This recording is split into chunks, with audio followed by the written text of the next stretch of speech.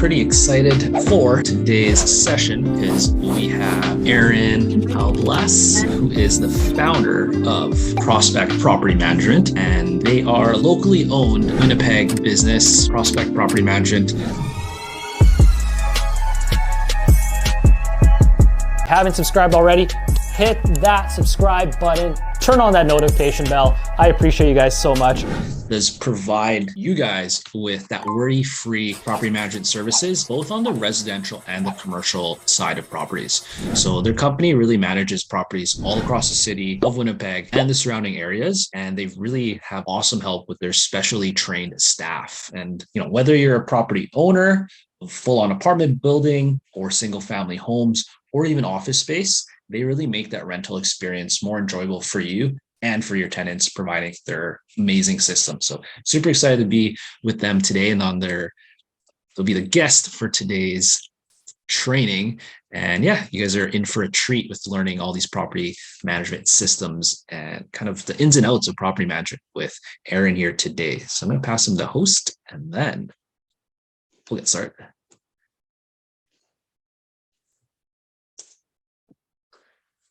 Okay, I'm the host now. I'm the captain now. You're the captain now. I'm the captain now. All right. I see we have Pat here. Hey, Pat, I'm Aaron. And for those also watching, I figured what I would do is, to me, a big part of success in property management is the choice of tenant or the tenant selection. And it seems very straightforward. You have some people who are like, oh, like I demand all their information, their SIN number, their credit score, very technical information. And you have other people who are like, oh, my gut's never wrong. My gut's always right.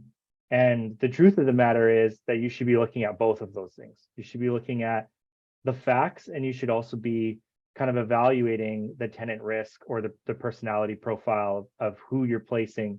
Whether it be commercial, we're talking about, if it's a strip mall, kind of having a good tenant mix, or having an anchor tenant and a tenant mix, or I'll talk more traditionally about residential when it comes to, obviously you want to establish that someone's a good tenant, they have good income, but also trying to get a little bit of a risk profile, or likelihood of renewal, kind of combining the technical with the qualifiable, and then coming up with kind of a really good scheme to make sure that when you're placing a tenant, they're successful, they're not delinquent, there's a high renewal rate, and it can just save you a lot of money in the long run.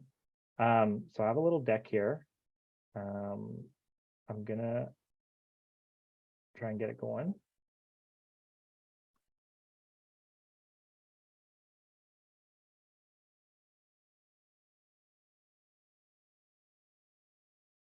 Okie dokie.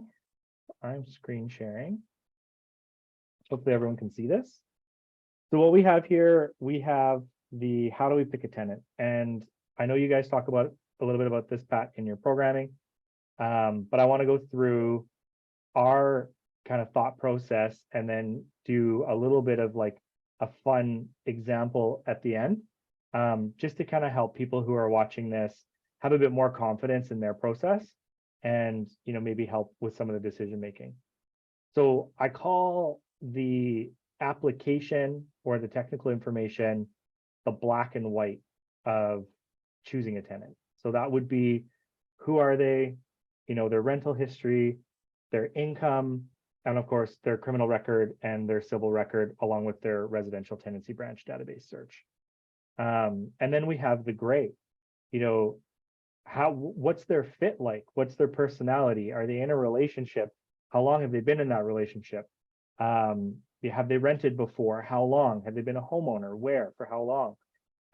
Kind of asking open-ended questions during getting to know this tenant, and taking that information and applying it, through the veil of their black and white application to kind of, someone might be able to afford your place. They might have a good rental history, but they may never pick up the phone. They may kind of fight you on access for inspections, or not let you know when there's a water leak, and then you have more property damage down the road. So kind of using the application in tandem with finding out who you're dealing with, a little more of their demographic information, personality, communication style, and combining the two is really effective. So we use our application form. So it's a standard application to rent. It asks very basic information. Who are they? Where are they coming from? It asks for a lot of details. We also provide an online version. So we actually use a property management software, which if you're at a certain number of doors, I highly suggest.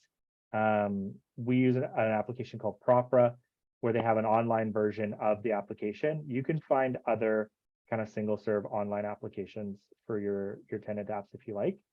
And we make it really on the tenant to provide the information we need. So we're expecting your proof that you're a quality applicant, your identification, your proof of income, and we're looking for it could be a pay stub, it could be a job letter, it could be a notice of assessment. It's up to the tenant to provide with their filled out application, their ID, and their proof of income. We shouldn't have to chase them for that if they're a serious contender. And if you have to chase them for that or follow up with them for that, their application's incomplete, it's already a little bit of a yellow flag. So we talked about the ID, the proof, show me the money, the income. Once those are established, we move on to reference checks. So a lot of this is straightforward. I'm giving you a little bit extra detail of how we work this stuff. So landlord reference, great. Is it the be all end all? Absolutely not. If you have a difficult tenant and you're calling, if a landlord has a difficult tenant and someone's calling to say, hey, what's this person like? They're going to want to tell you whatever you want to hear to get rid of them. So I would use some of your own intelligence and communication skills. Take the tenant referral with a grain of salt and look for hesitation, rambling, indirectness from the landlord that you're getting a reference from to see, whether or not this is a legitimate reference. Quite often we get more information from the second to last landlord reference. And sometimes we don't hear from them at all. Sometimes a landlord reference goes to voicemail, the call goes unanswered through no fault of the tenants, and you kind of have to make a bit of a judgment call there. So we take that with a grain of salt. But then we have reputation. So we look very much at the residential tenancy branch database, which we're a subscriber to. I'll throw it out there for anyone who wants to run their tenants through the database. You can reach out to me through email or even in the Alliance group chat. If you're there, hey, Aaron, I want to run some tenants, send me a DM. We'll run them through here for you. And what we're looking for are claim orders, possession orders, potentially redirect and repair orders as well, because sometimes you have tenants who just make life hard for a landlord. You have tenants who don't pay their rent and damage the property, but you have some tenants who pay the rent and take care of the property, but they still make life hard for you. So when we see any claim in here, we're investigating it. You see my example, there's one that was in 2000, there's another one in 2018. It's not that these are insurmountable barriers, but I used the term yellow flag before. These would be yellow and red flags that are either a dead stop for this applicant or require a bit of explanation. We also look at their civil. So you can use the Court of King's bench. It's probably not news to anyone who has tenants, but you can look up their civil record, unpaid parking tickets, restraining orders, whether or not they've ever been sued, whether they've sued someone. Maybe you have someone who is in a situation where, they're using spousal support as part of their justification on the rental application. You can use kind of the civil Court of King's bench to establish that as well, that it is filed and it is in place. And if anyone's ever been, probate or in a court case against the Queen, it can usually mean a criminal record. And, depending on your location, you're probably gonna, not want to accept these applicants. I do want to talk about credit score. Credit score to me is also not necessarily a be all end all. Take that with a grain of salt. What do I mean by that? You want a tenant who has a good credit score.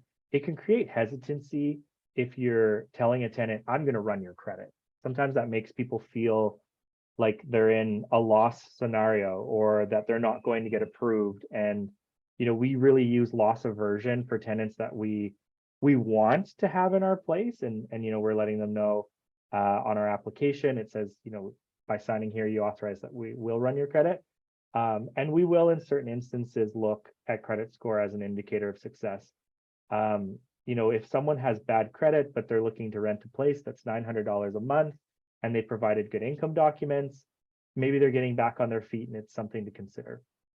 If you have someone who's single income, maybe going recently through a separation, and they're trying to rent your $22, $23, $2,500 single family home in Transcona or Island Lakes, definitely at that point I would give credit score more of a look and more weight in their application. So I flew through some of that. Just a quick recap. We'll apply this. So we have a single family home. I'm going to say it's 3-bedroom, 1.5 bathroom. It's about 1,800, 1,850, pet friendly place. And we have 2 applicants. We have Bill and Bob. Bill, he has his fancy car, dressed well. He has his pay stub and his job letter. He's a salesperson. His rental history shows that he's never really stuck in one spot for more than a year. And he has a pet. He has a border collie.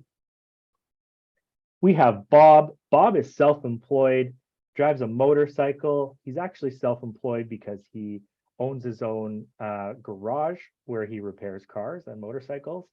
He has proof of funds, so he has 50 grand in the bank cash, and he has a notice of assessment that he's in good standing with CRA and that he's claiming income.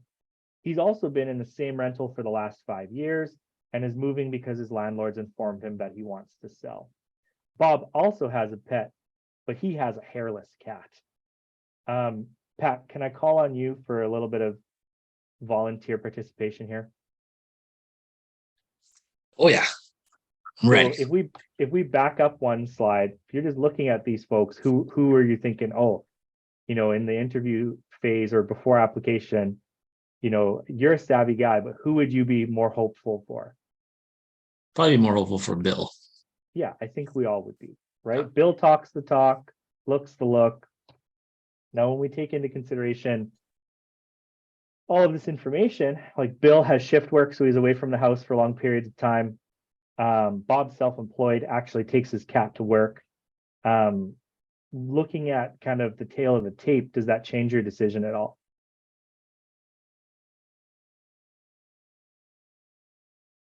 I'm muted there. Not so much. No, you'd still go with Bill? Probably still go with Bill, yeah. Okay, interesting. I mean, you have two they're both good options. Like, yeah, I'm yeah, gonna chime in.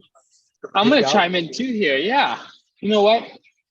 Bill would have me sold, but what catches me off guard is moving a lot. So as a landlord, it's quite expensive to turn over. I find that it's headache me, and I want longevity. I value that, so I would say Bob. And I have a motorcycle too, so we can go racing together on Sundays. Oh, there you go. So but this is where we talk about some of that gray would be the fit. So you and Bob can find rapport about motorcycles, and you want to have that. You don't want to be your tenant's friend, but you want them to like you because they need to rely on you when something goes wrong. And we, as a property management company, we do that as well. We're always looking for a way to find something in common with them. We'll save that for maybe another meeting, Pat, or a podcast or something. We can really get into it. But I'm kind of the mind of Vishal. I would probably take Bob. I think a hairless cat kind of is a little bit lower risk than a border collie, which is high maintenance, especially for someone who works shift work. So if that dog is by itself for a long period of time, you may see a little bit of damage to trim, door frames, things like this. And then for me, a big part is also, Bob's been in the same rental for 5 years, so his likelihood of renewal is quite strong. Maybe he wants to be in the neighborhood near where his commercial business is. Maybe Bill's moved a lot because, he keeps changing jobs, or he, keeps changing relationship status. Both viable options, if you were to just look at their application, they would meet the criteria of having a clean record, having established income, and then being in good standing in terms of their rental history. But you may choose to look deeper into the details, as well as rely a little bit on some of your experience and your impression from them to make that decision between the two. And it's not that either of them would miss rent payments, but I would suggest that if we're talking about a longer term, so 2-3 years, if you don't have that turnover, you don't have pet damage, you have timely reported maintenance, you're probably going to save yourself thousands of dollars in a 5-year period with Bob or someone like Bob. So just to recap, when you're looking at tenant selection, there's some keys to success. We have a detailed application, so they should willingly be filling out your application, letting you know who they are, where they're coming from, their rental history, what they do for income, and also providing all supporting documents, their ID, their income support letters, their income support pay stubs, notice of assessments, proof of funds, EIA budget letters. It's on them to show you that they can afford the place. Good rental history is important. That landlord reference, you can kind of take or leave, but definitely don't ignore RTB claims and Court of King's Bench civil suits. Their type of communication skill or their personality style is that gray that can kind of round out your decision and indicate likelihood of renewal or longer term success. And you kind of want to look at certain elements of them as a person, their relationship status, their pets, the type of pet, how long have they lived in their previous locations, to kind of get an idea of if your goal is retention for long-term low risk, it can help you kind of make that decision. One of the biggest things I want to talk about, with one of our main principles of attracting and finding a good tenant is it's the hardest thing to do, but to be patient, to do your due diligence with the application, with the supporting document, checking the rental history. Don't skip any of these steps. It's not that you won't be successful if you skip them, but you're increasing your risk. And if your goal is really, financial success, stability, and abundance, you're going to want to use all these steps. By being patient 1-2 weeks, it could save you months of vacancy, thousands of dollars in damage, and you're just going to enjoy the process a little bit more if you're self-managing as well. So that's my little rundown. I'll stop sharing my screen. Pat, how did I do? That was awesome. Yeah, thank you. I felt like Very that was a informative. lot of information in a short amount of time. It was a chunk. It was just like, boom, condensed.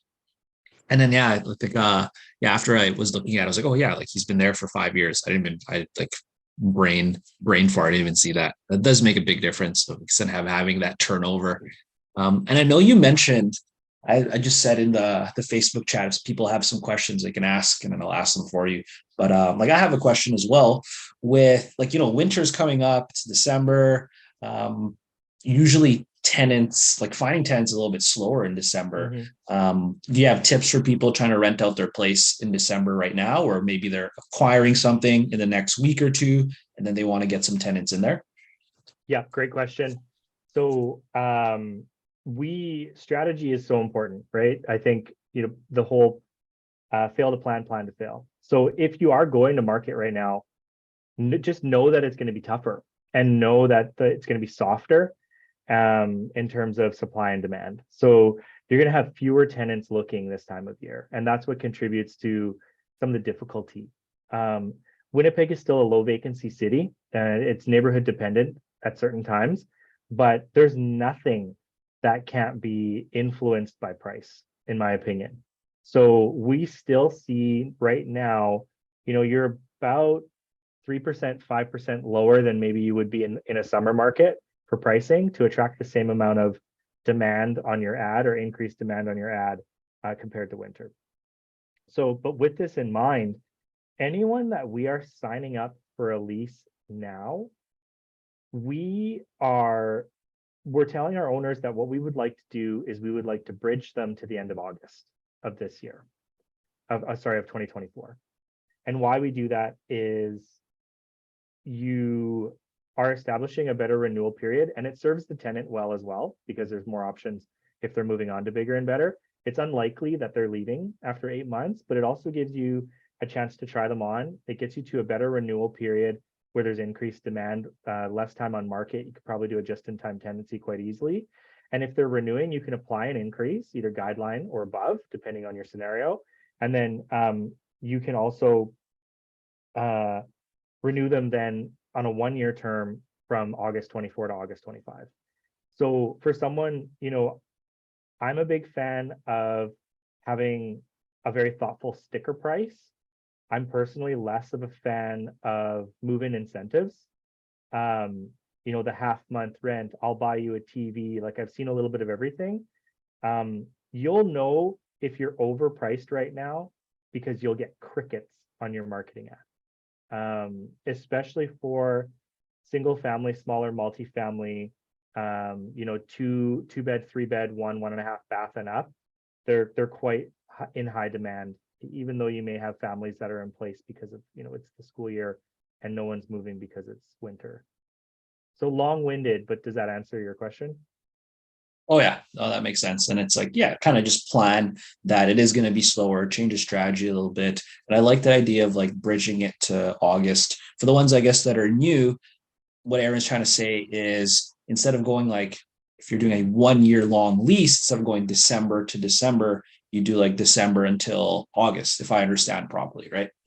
That's exactly it. Yeah, thank you for breaking that out, because if you're signing from December to December, you put all this work, you put these blood, sweat, and tears to find that great tenant in the low period or the slow period of winter. And then in 1 year, 2 years, you're doing it again.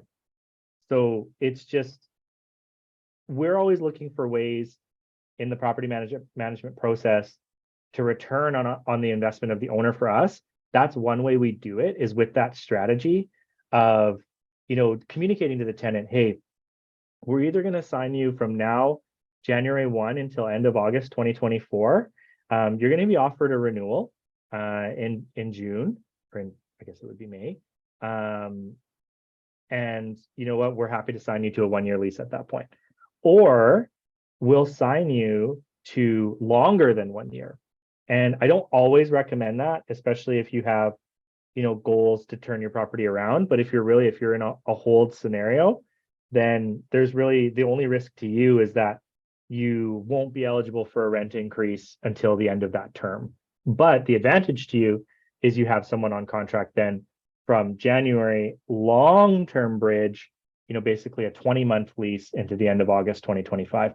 But the main concept's the same. It's a tough time of year to rent, and as a result, you tend to have to charge lower rent. And the way you mitigate having more vacancy in the future, or in that scenario where you have to discount your property, is by doing that shorter long-term bridge to have your lease renew in the high season. Yeah, that's an awesome strategy. And it sets you up for that long-term vision, right? Instead of being like, oh, I'm just going to rent it like 1 year at a time type thing. You're really looking at, okay, what does this investment look like year over year, and plan for that. Love that. And then there's a question just in the chat about the residential tenancy branch database. I'll happily run any names if you have some tenants that you're screening for you. And I don't charge for that. It's something, it takes me 10 minutes. I just want to save you the time of running down to the branch and paying your $6. I mean, they charge you $6. I'm not too worried about it. I think it was Adonis who asked the question. So just reach out, and then just be patient with me. It might take me, 6 to 12 hours to get back to you, but there's no charge for us to do that. Yeah, thanks for that. That's an awesome bonus. And were you saying there's questions on Facebook? Let me check here. On Facebook got questions. No questions here just yet. No, so I think we're good there. And then I guess I had another question here. This is kind of more like a personal question, just so I want to know, like, what got you into property management? Like, why did you end up choosing this as like a business? I know you had a background in education too, so Yeah, it's a great question. So it'll sound really weird to say that I've been interested in property management for a really long time, but I have. My grandfather was actually doing burrs in Vancouver, like in the 60s and 70s. And then my parents didn't really do anything like that. And so just talking to him a little bit, I'm like, this makes a lot of sense. And he definitely had that above and beyond customer service approach to being a landlord, which can take a lot out of you, but can be really successful for kind of maximizing your return, especially as it relates to, I look at property management, you're in a position to change someone's life. You're making a decision on where they live. So I got into the business specifically because of my own experience renting my first home. So I did the classic refinance on my first home, bought my current home, and rented my first home. And in that process of talking to everyone about what my plans were, I had so many people say, "Oh, being a landlord is the worst. Tenants are awful." And then when I was talking to tenants, they're like, "Oh, renting's the worst. Landlords are awful." And there's always this associated evil with property managers, like they're out to get you, or they're good for nothing. You can never reach them. Nothing gets done in time. And my background is in organizational development and training, but before that, I was in sales, customer service, and media. So I enjoyed the process of renting my own space. I wanted to improve my own financial situation. And I was actually going to work at Cabela's part-time. And my wife was like, "Why don't you go get your designation? Why don't you go get your registration? And why don't you pursue property management?"